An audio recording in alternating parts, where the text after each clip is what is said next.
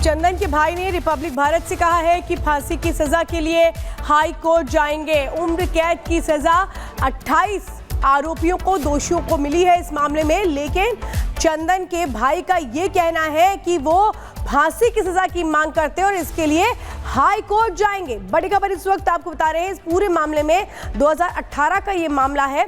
इस मामले में आपको बताया कोर्ट ने फैसला सुना दिया है, लेकिन जो परिवार है, जो भाई है चंदन के, वो हाई कोर्ट जाने की बात कर रहे हैं। राघवेंद्र हमारे साथ है, जिन्होंने बात भी अभी की है चंदन के भाई से। चंदन के भाई राघवेंद्र ये कह रहे हैं कि आजीवन कारावास काफी नहीं है, फांसी की सजा होनी चाहिए।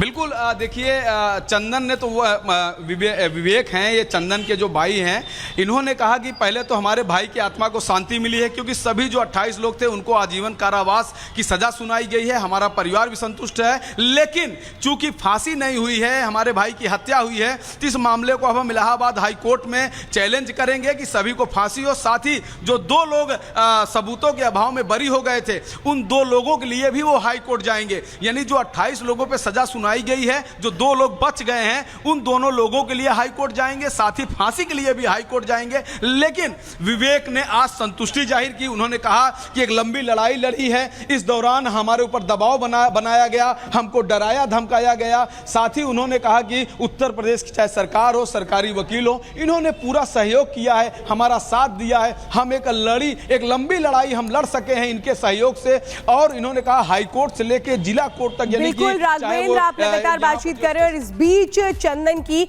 बहन क्या कुछ कह रही है और वो वकील जो 6 साल तक केस लड़ते रहे, वो क्या कुछ कह रहे हैं, वो भी सुनवाते हैं।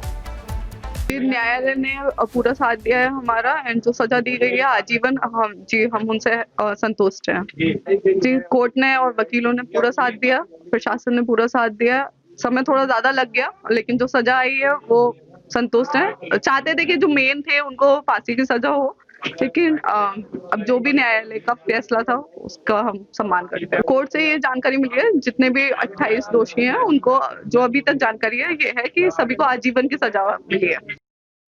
एक लंबी लड़ाई सर आपने लड़ी? हाँ, हमने लड़ी है, जिसमें पैरोकार जो था हमारी तरफ से, जो पैरोकार था वो जो है पुलिस वाला, जो जिसने गवाही कराने में बहुत मेहनत की है। और उसने जो है जब भी मुकदमा लगा, हफ्ते में 2 दिन लगता था मुकदमा, और लगभग हर 30 पर जो है गवाह उपस्थित होते थे। सभी 28 लोग सर उनको आजीवन कारावास सुनाई गई? हाँ, सबको 28 लोगों जो दोषी सिद्ध गए थे। कोर्ट ने किसी को माफ नहीं किया? नहीं, 2 लोगों को छोड़ा है इसमें।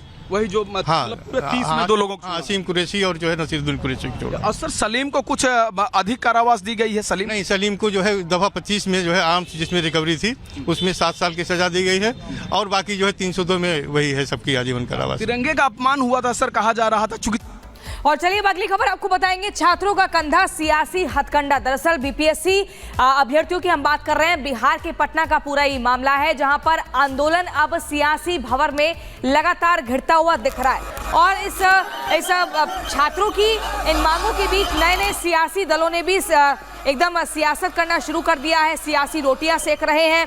कोई रेल रोक रहा है तो कोई जाकर आमरण अनशन पर बैठ गया है।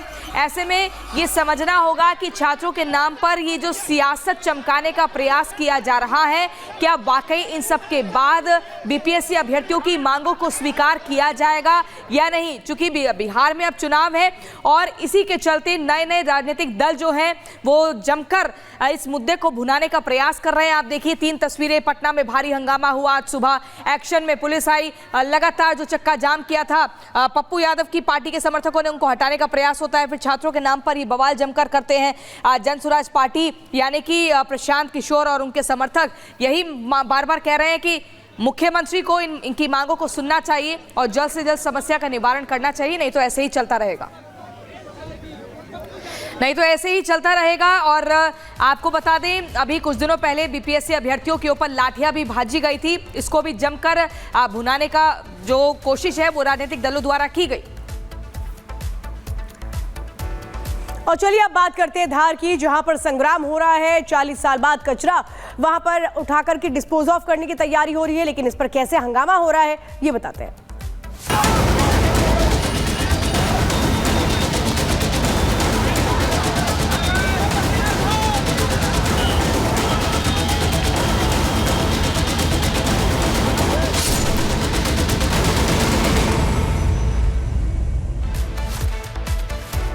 पीथमपुर में इस वक्त जबरदस्त प्रदर्शन हो रहा है। पुलिस को लाठी चार्ज करना पड़ा है प्रदर्शनकारियों को कंट्रोल में करने के लिए, नियंत्रण में करने के लिए, क्योंकि कुछ प्रदर्शनकारी वहां पर ऐसे भी थे, 2 प्रदर्शनकारी जिन्होंने आत्मदाह की भी कोशिश की। देखिए लाठी चार्ज इस वक्त हम दिखा रहे हैं। वहां जितने भी लोग इकट्ठा हो रहे हैं प्रदर्शनकारी, उनको पुलिस हटाने की कोशिश कर रही है, लेकिन जब ये नहीं मान रहे हैं तो पुलिस को लाठी चार्ज का भी इस्तेमाल करना पड़ा है।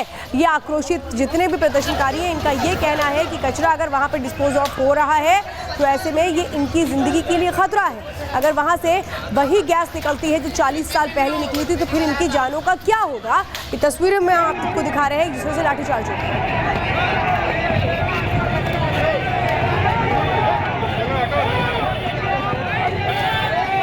तो तस्वीरें हम आपको लगातार दिखा रहे हैं। कैसे आप देखिए दूसरी तस्वीर, आत्मदाह की कोशिश कर रहे थे ये शख्स जो है, और फिर इनको पुलिस बचाते हुए आगे ले जाती है, समझाने बुझाने का प्रयास करती है। पहली तस्वीर को जरा गौर से देखिए, यहाँ पर लाठियां भाजी गई उन लोगों के ऊपर जो कानून व्यवस्था को हाथ में लेकर माहौल खराब करने का प्रयास कर रहे थे। आप देखिए पीथमपुर में कचरे को लेकर विवाद लगातार बढ़ता जा रहा है। एक व्यक्ति पेट्रोल डाल लेता है अपने ऊपर। आप देखिए ये पहली तस्वीर जो दिख रही है, यहाँ पर एक एक करके वो अपना गमछा उतारता है और फिर अपनी जैकेट उतारता है और फिर पेट्रोल डालकर आत्मदाह का इसने प्रयास किया। देखिए आग भी लगा ली, खुद को आग के हवाले कर लिया, और इनका ही कहना है कि उस कचरे को अगर जलाया जाएगा तो ऐसे ही विरोध करेंगे। 40 साल बाद कचरे पर संग्राम दिख रहा है मध्य प्रदेश के धार में।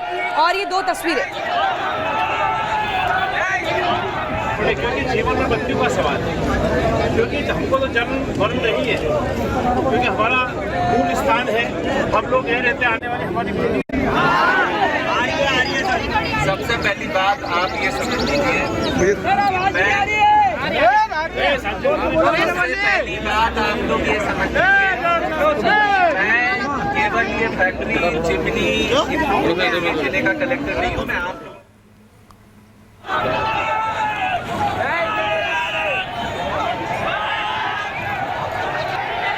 बंद का आह्वान भी किया था। यूनियन कार्बाइड का जो कचरा है उसको, जो जहरीला कचरा है उसको यहाँ पर ना जलाया जाए, इसको लेकर ये लोग तमाम जो लोग हैं देखिए विरोध प्रदर्शन कर रहे हैं। यहाँ पर हालांकि सुबह यहाँ पर पथराव भी हुआ, लाठीचार्ज भी हुआ, पुलिस ने खदेड़ने की कोशिश भी की, लेकिन अब जितने भी प्रदर्शनकारी यहाँ पर मौजूद हैं सब इनसे बात भी करने की कोशिश करेंगे। क्या कहना है, क्यों आप लोग विरोध कर रहे हैं? अरे इस पे राजनेता भी कोई प्रतिक्रिया नहीं दे रहे, जैसे मोहन यादव, नीना विक्रम वर्मा भी नहीं है आए आज तक, और वो गली गली वोट मांगने। विरोध क्या है, क्यों विरोध कर रहे हैं? सर यहाँ से कचरा चले जाना चाहिए, जैसे आया वैसे, बस और कुछ नहीं। हम मंत्री कह रहे हैं, प्रशासन कह रहा है कि सभी वैज्ञानिक परीक्षण के बाद उसे यहाँ नष्ट किया जाएगा। तो पहले भी तो प्रशिक्षण हुआ होगा ना भोपाल में, फिर क्यों हुआ वहाँ पे ऐसा?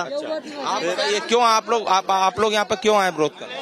हमारे पीथमपुर में कचरा नहीं चलेगा। कलेक्टर साहब से विरोध है कि अगर कचरा जहरीला नहीं होता तो वहीं से यहाँ से वापस चले जाएंगे। नहीं चलेगा यहाँ जहरीला कचरा। दावा कर रही है कि वैज्ञानिकों से बात करने के बाद कोर्ट के निर्देश पर ये किया जा रहा है। अगर सरकार दावा कर रही है जला के चले जाएंगे, बाद में इन्फेक्शन होगा तो यही बोलेंगे ना।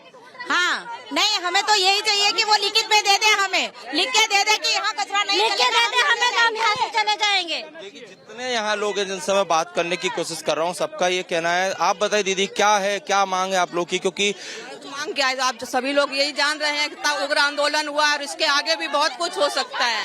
क्यों रोक दिया आप लोग? हमने जो कचरा आया उसको वापस लेने के लिए, इसको वापस कर दिया जाए, हम अपने घर चले जाएंगे।